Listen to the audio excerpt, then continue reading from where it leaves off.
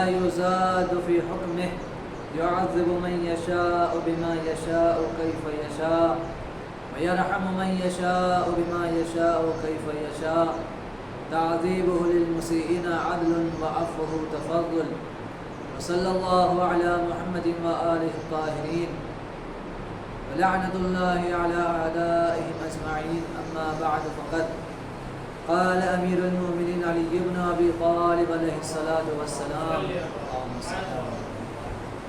كن سمحا ولا تكن مبذرا كن مقدرا ولا تكن مقترا صلوات اللهم صل على محمد.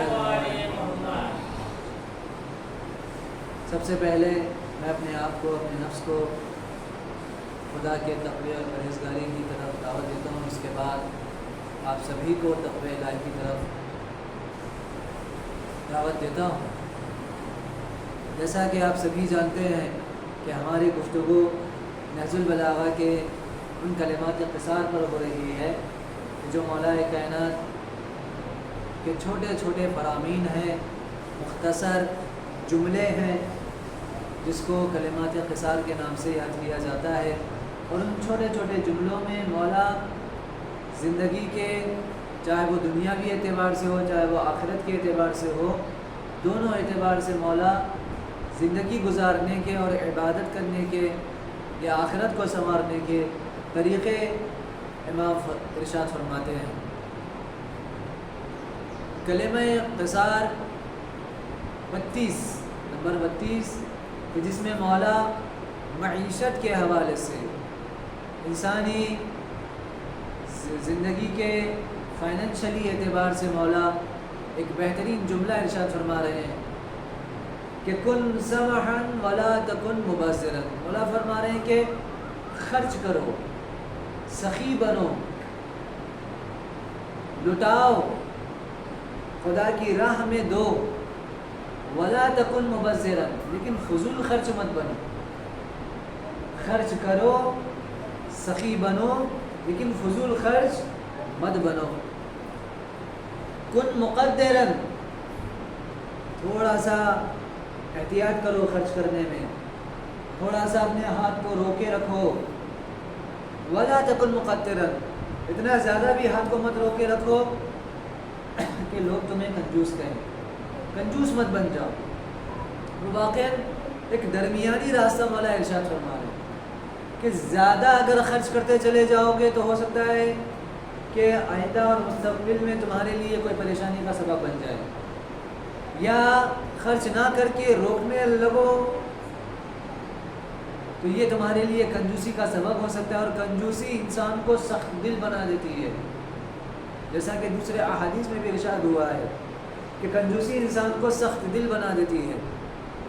تو یہ دو جملے ہیں مولا کے، اور اس دو جملوں میں مولا زندگی گزارنے کے اور اخراجات معیشت کے اعتبار سے مولا بہترین طریقہ بتا رہے ہیں کہ اپنی زندگی میں اخراجات پر کنٹرول رکھو.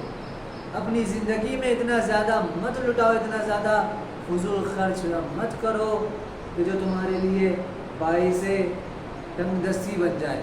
یہ تو عزیزوں مولا فضول خرچی کی بات کر رہے ہیں. ہو سکتا ہے کہ ایک مرتبہ فضول خرچی آپ نیک کاموں میں ہی کر رہے ہو.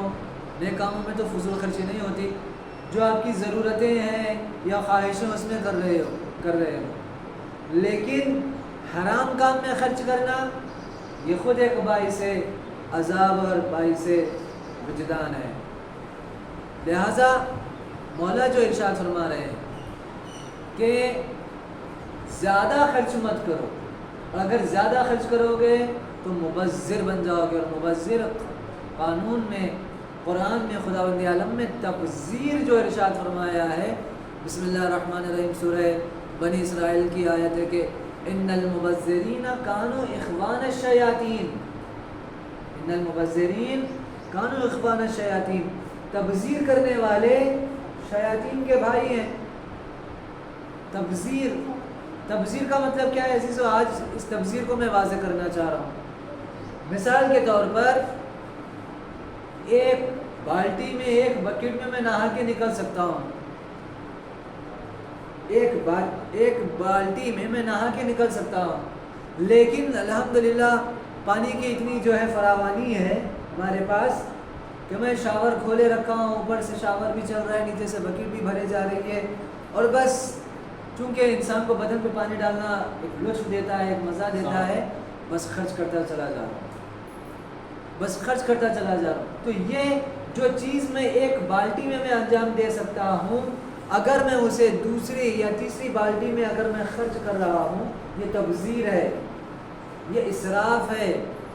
کیوں؟ کیونکہ آپ اتنے میں اپنے کاموں کو انجام دے سکتے تھے، لیکن آپ یا تو دکھاوے کے لیے یا آپ کو اندازہ نہیں ہے کہ اس فضول خرچی کا نقصان اور کہاں ہو سکتا ہے۔ لہٰذا عزیزو کیا بولا جائے، یعنی وہ کہتے ہیں کہ دانت بھی اپنے ہیں، زبان بھی اپنی ہے۔ اس کے واقعاً اگر ان چیزوں پر اگر ہم اپنے فنکشنز میں، اپنے گھریلو معاملات میں، اپنی روزمرہ کی زندگی میں اگر غور کریں تو اس طرح کی فضول خرچیاں بہت ہیں ہمارے پاس، بہت ہیں۔ صرف دکھاوے کی زندگی بتانے کے لیے، جھوٹی شان بتانے کے لیے جو ماحول ہے، چاہے وہ میرے گھر میں بھی اگر ہو رہا ہے تو آپ مجھے بھی پکڑ سکتے ہیں، میرا بھی گریبان پکڑ سکتے ہیں، لیکن یہ جو تاکید ہے قرآن میں کہ مبذر نہیں بننا ہے، فضول خرچ نہیں بننا ہے۔ اور بہترین مثال شاید میں نے پچھلے جمعہ میں دیا تھا، پچھلے خطبے میں، کہ جو وقت، جو گھڑی مجھے 500-600 کی گھڑی جو مجھے وقت بتا رہی ہے، اگر وہی گھڑی میں 1.5 لاکھ کی خریدوں، صرف یہ بتانے کے لیے ایک بہترین برانڈڈ کمپنی کی ہے اور رولیکس ہے اور پتہ نہیں کیا ہے، اس میں ہیرے جڑے ہیں کہ سونے کا پانی چڑھا ہے، وقت تو وہ دونوں گھڑی بتا رہے ہیں، یہ فضول خرچی ہے۔ لہٰذا امام نے کیا ارشاد فرمایا، کن سمحا ولا تکن مبذرا، خرچ کرو اپنے اوپر۔ اہل بیت علیہ السلام کا یہ طریقہ کار رہا ہے کہ انسان اس طریقے سے رہنا چاہیے کہ لوگ یہ نہ سمجھیں کہ یہ غربت کی زندگی گزار رہا ہے، اپنی زندگی کو ایسے مینٹین کرنا چاہیے کہ لوگ نہ کہیں کہ بھئی کیا پتہ نہیں کیا گھر میں پریشانی ہے۔ اور الحمدللہ اب ایسا ہوتا بھی ہے کہ کچھ لوگ، چونکہ اہل بیت نے فرمایا ہے کہ بھئی اپنے آپ کو ایسا رکھو کہ لوگ تمہاری غربت کا اندازہ نہ کریں، تو لوگ سمجھتے ہیں کہ بہت پیسہ ہے اور پھر تقاضے بھی شروع ہو جاتے ہیں۔ یہ ٹھیک ہے، اہل بیت نے یہ فرمایا اور اہل بیت کا بھی طریقہ کار یہی تھا۔ کیوں؟ جیسا کہ چھٹے امام جعفر الصادق علیہ السلام مولا کے بارے میں ارشاد ہے کہ آپ بہترین کپڑا پہنتے تھے۔ اب بہترین سے مطلب یہ نہیں کہ بھائی کیا بولتے چاندی کے دھاگوں سے اندر نام لکھا ہو آج کل کے جیسا ہوتا ہے، نہیں، امام اس زمانے کی بہترین لباس پہنتے تھے۔ تو ہوتے ہیں ہر امام کے زمانے میں کچھ نکتہ چینی کرنے والے، اے ابا عبداللہ آپ اہل بیت ایسے کپڑوں میں۔ امام نے کہا آؤ گھر آؤ ذرا۔ جب گھر گئے تو امام نے یہ اپنی ابا ہٹائی جو اوپر پہنا تھا، کہا اندر دیکھو۔ اندر کیا تھا، میں بچوں کو سمجھانے کے لیے کہوں، ٹاٹ، پہلے زمانے میں ٹاٹ ہوتا تھا ہمارے پاس، تھیلا، اس طریقے کا امام جو ہے اندر پہنے ہوئے کپڑا اور اوپر سے جو ہے امام دوسرا کپڑا۔ کہا یہ دنیا کے لیے ہے اور یہ میرے خود اپنے لیے رب نے پروردگار کو۔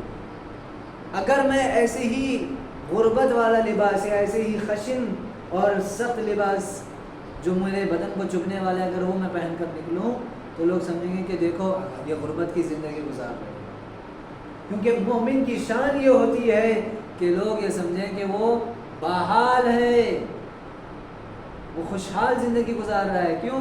حدیث میں ہے کہ المومن بشرہ فی وجہ وقلبہ فی حسن، مومن وہ ہوتا ہے چہرہ ہمیشہ بانشاد ہوتا ہے، لیکن اس کا جو اصل غم ہے، جو اصل ٹینشن ہے، وہ دل میں چھپائے رکھتا ہے، ظاہر نہیں کرتا۔ یہ مومن کی نشانی ہے کہ ہمیشہ مومن کو باہر رہنا چاہیے، کتنا بھی بڑا ٹینشن آئے۔ تو یہ آپ، اور فائنینشلی مسئلہ ایسا ہے کہ آپ بظاہر دیکھ کر سمجھ سکتے ہیں کہ بھئی کچھ کرائسس چل رہے ہیں، ایسا نہیں ہونا چاہیے۔ امام فرما رہے ہیں احادیث میں یہ ہے کہ اگر تم اپنی زندگی کو ایک اعتبار سے اور معتدل انداز میں گزارو گے، کن سمحا ولا تکن مبذرا، فضول خرچی مت کرو، اتنے میں زندگی گزر سکتی ہے گزارو. اگر فضول خرچی کرو گے تو اللہ ارشاد فرما رہا ہے کہ ان المبذرین کانوا اخوان الشیاطین. آپ دیکھیں فضول خرچی اب گلف کنٹریز میں دیکھ لیں. میں ایران میں رہ کر آیا تو میں ایران کی بات کروں گا. آپ لوگ گلف کنٹریز دوسرے کنٹریز میں رہ کر آئے ہیں. ایک ہی گھر میں 4 کاریں ہوتی ہیں. باپ کی الگ ہے, بیٹے کی الگ ہے, بیوی کی الگ ہے. یہ تبذیر ہے. تبذیر کا مطلب یہ ہے کہ جب آپ کو ایک میں کام چل سکتا ہے یہ الگ الگ چیزیں کیوں. پیسہ انسان کو بچانا آنا چاہیے, فضول خرچی میں نہیں جانا چاہیے. اگر خدا کی راہ میں دے رہا ہے تو وہ فضول خرچی نہیں ہے. لا اسراف فی الخیر, حدیث میں ہے کہ نیک کاموں میں کوئی فضول خرچی کا مطلب نہیں ہے. میں اگر کسی کو صدقہ اور خیرات دے رہا ہوں, میں لاکھوں دیتا رہا ہوں, وہ فضول خرچی نہیں ہے. میں غریبوں میں اناج بٹوا رہا ہوں, لاکھوں کا اناج بٹوا دوں, وہ فضول خرچی نہیں ہے. لا اسراف فی الخیر. پھر حدیث کیا ہے؟ ولا خیر فی الاسراف. اور فضول خرچی میں بھی کوئی ذرہ برابر بھی نیکی اور بھلائی نہیں ہے. ایک مرتبہ صلوات پڑھ لیجیے. اللهم صل على محمد. لہٰذا اہل بیت علیہ الصلوۃ والسلام کی زندگی سے ہم یہ سمجھ سکتے ہیں کہ کہاں پر خرچ کرنا ہے, کہاں پر. آج امام محمد تقی جواد علیہ الصلوۃ والسلام کی شہادت بھی ہے. امام کا لقب ہی جواد ہے. جواد ایک ہوتا ہے سخی, ایک ہوتا ہے کریم, ایک ہوتا ہے جواد. سخی وہ ہوتا ہے جو مانگنے پر دیتا ہے, سخی وہ ہوتا ہے جو مانگنے پر دیتا ہے. کریم وہ ہوتا ہے جو بنا مانگے دے دیتا ہے. اور جواد وہ ہوتا ہے جو بے تحاشا دیتا ہے.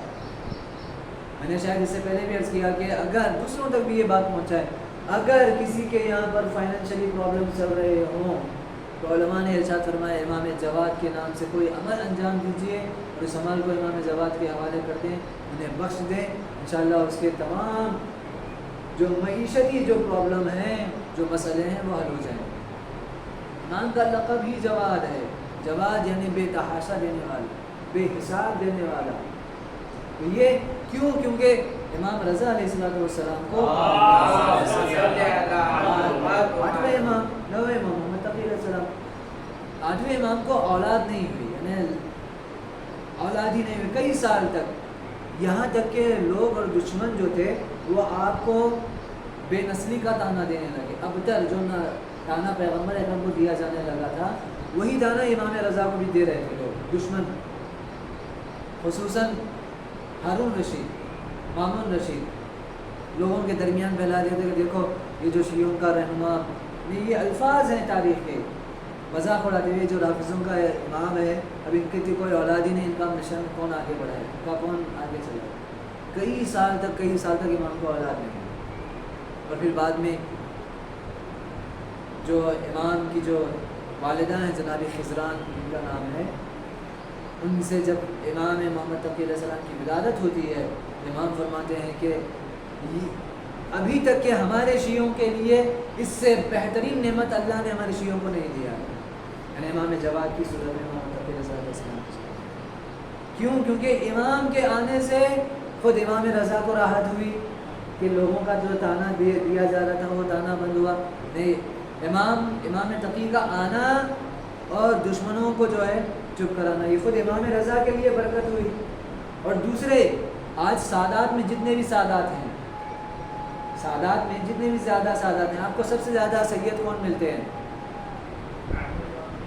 رضوی سادات. اللہم صلی اللہ علیہ وسلم.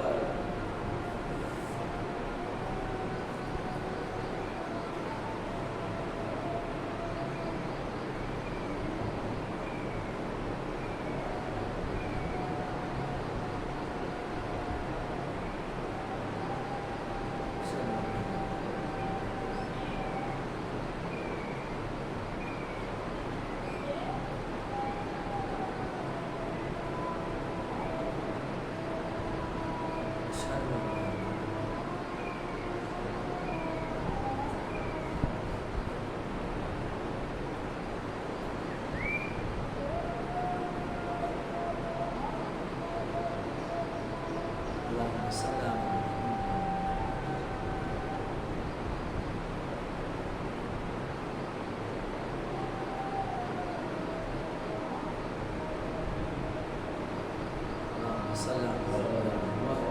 ये पैगम्बर अकरम को जब ताना दिया जाने लगा तो अल्लाह ने जनाब ज़हरा सलाम अलैहा के ज़रिए से बेनस्ली का ताना दुश्मनों को खामोश कराया, और जनाब ज़हरा की जो नस्ल है सादात की नस्ल इस तरीके से आगे बढ़ी।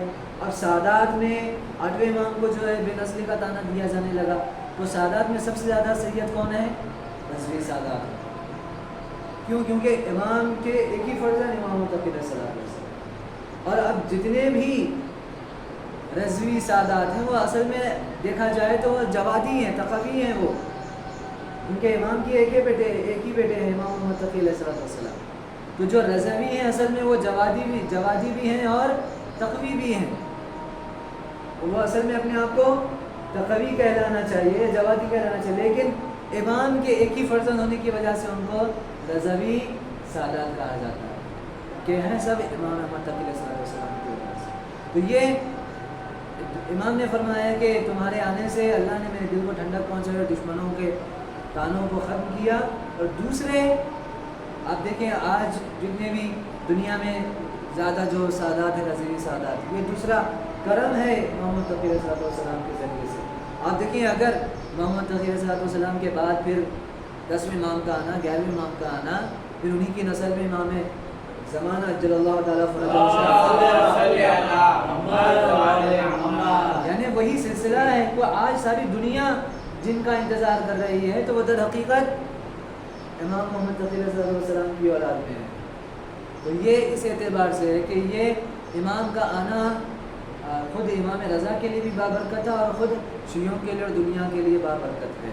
तो ये जवाद का मतलब ही यही है कि बेहिसाब देने वाला। लिहाजा अपनी बातों को समेटते हुए मैं इतना कहना चाहूँगा कि इमाम इरशाद फरमा रहे हैं कुन समाहन वला तकुन मुबज़्ज़िरन, खर्च करो लेकिन फजूल खर्ची मत करो, खर्च करो फजूल खर्ची मत करो। अब शहरों का हाल क्या है? मैं शहरों के क्योंकि थोड़ा वो ज़्यादा दिन शहर में रहना हो गया, तो आप देखिए घर में माँ जो है बेहतरीन खाना बनता है लेकिन आप चले गए बाहर खाने के लिए, ये तब्ज़ीर है, ये फजूल खर्ची है।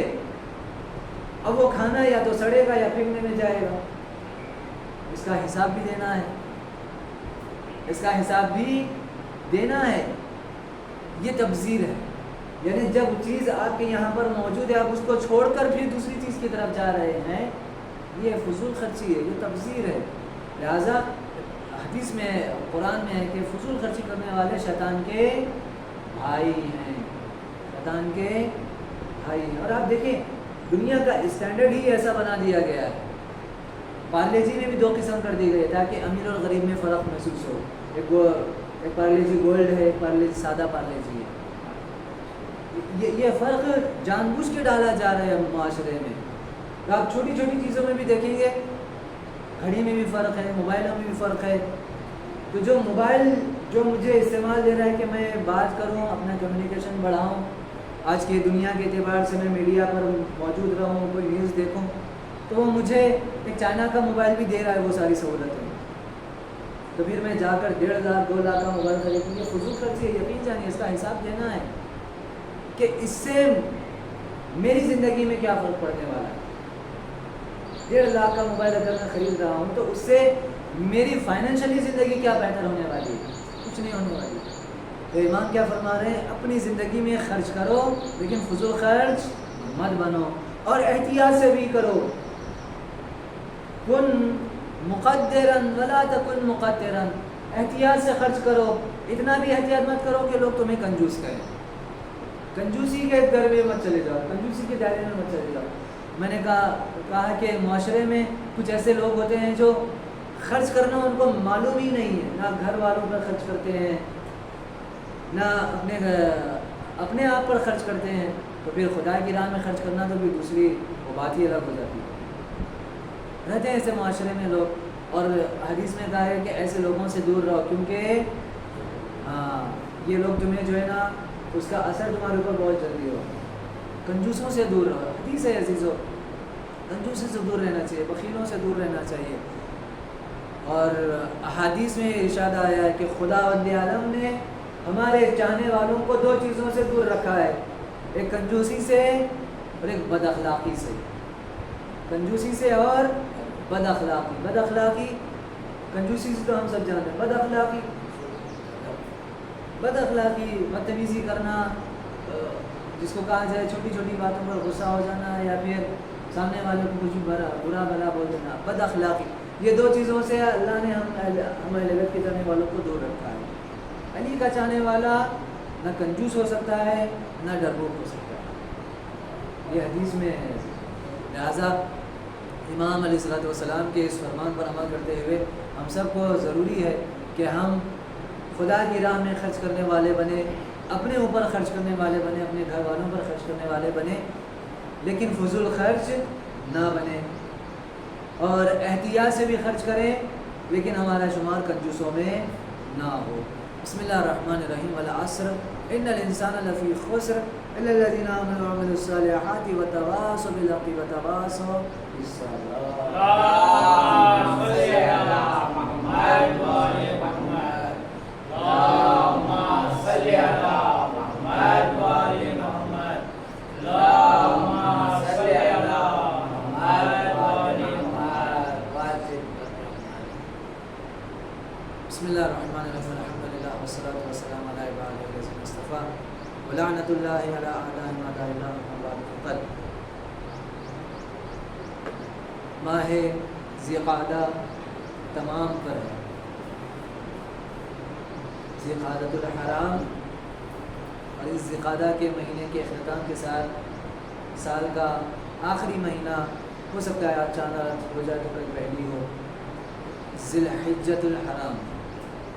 ماہ ذی الحجہ بہت زیادہ برکتوں کا مہینہ ہے، بہت ہی زیادہ خوشیوں کا مہینہ ہے، اور اعمال کا بھی مہینہ ہے۔ لہٰذا اگر آج چاند رات دکھتا ہے تو آج کی رات سے لے کر 9 ذی الحجہ کی رات تک 10 دن مغربین کے بیچ میں، مغرب اور عشاء کے بیچ میں 2 رکعت نماز ہے۔ وہ 2 رکعت نماز اگر کوئی پڑھتا ہے تو اس سال جتنے بھی حج کرنے کے لیے حاجی گئے ہیں، خداوند عالم ان کے برابر ثواب اس 2 رکعت پڑھنے والے کو عنایت کرے، تو ہم یہاں رہ کر بھی حج کا ثواب حاصل کر سکتے ہیں۔ تو 10 دن مغربین کے بیچ میں، یعنی مغرب کی نماز پڑھنے کے بعد 2 رکعت نماز پڑھنا ہے۔ انشاءاللہ ڈیٹیل میں انجمن میں ڈال دوں گا۔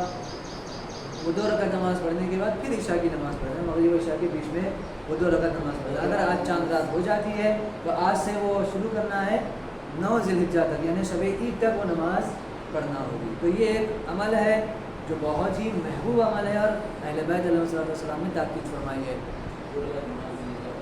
2 رکعت نماز ذی الحجہ پڑھتا ہوں قربتاً الی اللہ۔ ذی الحجہ میں انشاءاللہ گروپ میں بھی ڈال دوں گا۔ دوسرے، اس مہینے میں 3 بڑی عیدیں ہیں۔ سب سے پہلے عید عرفہ جو 9 ذی الحجہ کو ہے، عید عرفہ جو 9 ذی الحجہ کو ہے، اس کے اعمال بھی بیان کیے گئے ہیں ہمارے پاس۔ عرفہ وہ دن ہے کہ جہاں حاجی لوگ عرفہ پر جاتے ہیں اور دیگر سارے اعمال انجام دیتے ہیں۔ تو جو لوگ نہیں گئے ہیں وہ لوگ بھی جو ہے عرفہ کے دن روزہ رکھ کر کچھ نماز ہے، کچھ دعا ہے، وہ پڑھیں گے، تو انشاءاللہ خدا نماز اور دعا کو قبول کرتے ہوئے ہمیں حاجیوں میں شمار کرے گا۔ حدیث میں ہے کہ جو شخص ماہ رمضان میں نہ بخشا گیا ہو، اس سے بڑا بدبخت کوئی نہیں ہے، مگر یہ کہ عرفہ کے دن اپنی اللہ سے معافی منگوائے، یعنی 9 ذی الحجہ کو اپنی معافی منگوا لے۔ تو 9 ذی الحجہ انشاءاللہ اعمال انجام دیے جائیں گے۔ پھر اس کے بعد جو دوسری بڑی عید ہے وہ عید قربان ہے۔ عید قربان کے حوالے سے ہم سب جانتے ہیں کہ قربان عید الاضحیٰ اپنی اپنی سہولت اور اپنی اپنی صلاحیت کے اعتبار سے اگر اللہ نے نوازا ہے تو قربانی دینا ہے۔ تاکید یہ ہے کہ اگر آپ کے پاس پیسہ نہ بھی ہو تو قرض لیتے ہوئے آپ اس قربانی کو انجام دیں، اور اگر آپ پورا بھی نہیں لے سکتے ہیں تو کچھ لوگ مل کر اس قربانی کو بھی انجام دے گا. یعنی آپ سمجھیے کتنی زیادہ تاکید ہے. کسی عمل کے لیے ایسا نہیں کہا گیا ہے کہ آپ قرضہ لے کر خمس دیجئے، آپ قرضہ لے کر زکوٰۃ دیجئے، آپ قرضہ لے کر خیرات دیجئے، قرضہ لے کر حج پہ جائیے.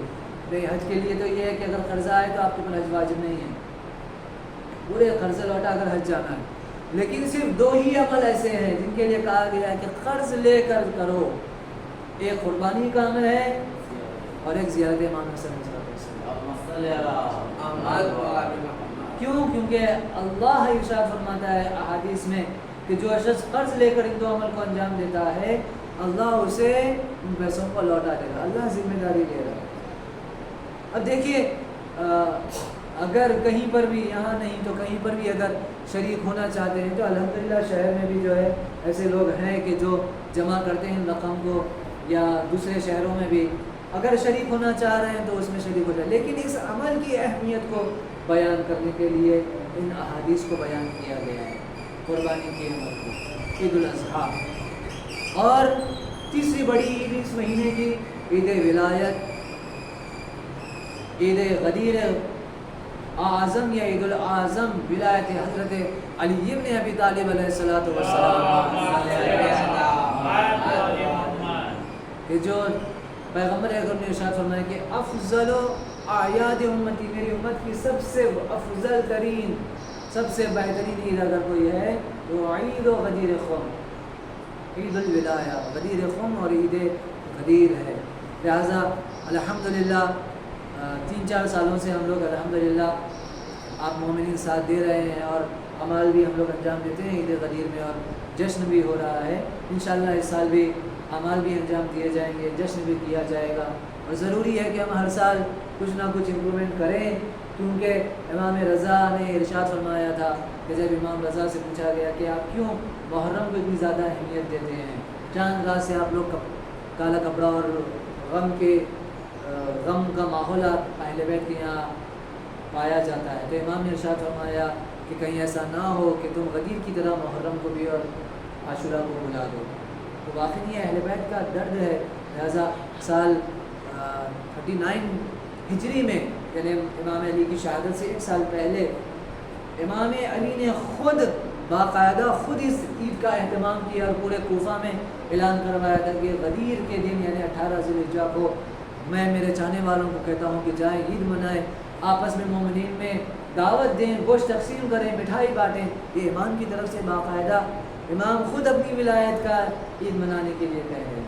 تو یہ صرف اور صرف اس لیے تاکہ لوگ اس حکومت کو سمجھ سکیں جو حکومت خدا اس زمین پر قائم کرنا چاہ رہا تھا. اگر وہ حکومت اس زمین پر قائم ہو جاتی آج دنیا میں یہ ماحول نہ ہوتا، غاصب لوگ حکومت میں نہ آتے، گنہگار لوگ، قاتل لوگ آج کرسیوں پر بیٹھے نہ ہوتے. خداوند عالم سے یہ دعا کہ خدایا اس مہینے کے صدقے میں ظالم حکمرانوں کو نیست نابود فرما. اور بھی دیگر اعمال ہیں اس مہینے میں انشاءاللہ موقع سے انشاءاللہ بیان کیے جائیں گے. ذی الحجہ کے حوالے سے وہ 2 رکعت نماز تھی جو میں نے بیان کیا. اور البتہ ایک اور چیز میں بیان کر دوں کہ تقریباً 2 دن سے پوسٹ بھی میرے سامنے آ رہی ہے اور 2-3 بار سوال بھی ہو چکا ہے الگ الگ جگہ سے. اصل میں وہ اہل سنت کے یہاں کا عمل ہے، ہمارے پاس نہیں ہے کہ جیسے ذی الحجہ کا چاند دکھتا ہے وہ ناخن نہیں کاٹنا چاہیے، بال نہیں کاٹنا چاہیے، حجامت نہیں بنوانا چاہیے. کیوں؟ کیونکہ یہ صرف جو حج میں جو حاجی ہیں صرف وہی کر سکتے ہیں. اگر ہم یہ کر لیے تو ہم ان کے جیسا ہو جائیں گے. یہ ہمارے پاس نہیں ہے. لہٰذا اگر آپ تک بھی ایسی کوئی پوسٹ آتی ہے تو ایسا کوئی سوال آتا ہے تو کہہ دیجئے کہ پیغمبر نے اور اہل بیت نے فرمایا کہ ناخن جب بھی بڑا ہو کاٹ دینا چاہیے، بال تم کو جب بھی بڑے ہوں حجامت کر لینی چاہیے. تو یہ چیزیں اہل تشیع میں اور فقہ جعفری میں یہ چیزیں نہیں پائی جاتی ہیں. انشاءاللہ کہ ہم اہل بیت کے ماننے والے ہیں اور اہل بیت نے ہمیں طہارت اور پاکیزگی کی طرف ہم سب کو دعوت دی ہے. بسم اللہ الرحمن الرحیم. ان اللہ و ملائکتہ یصلون علی النبی یا ایھا الذین آمنوا صلوا علیہ وسلموا تسلیما. اللهم صل علی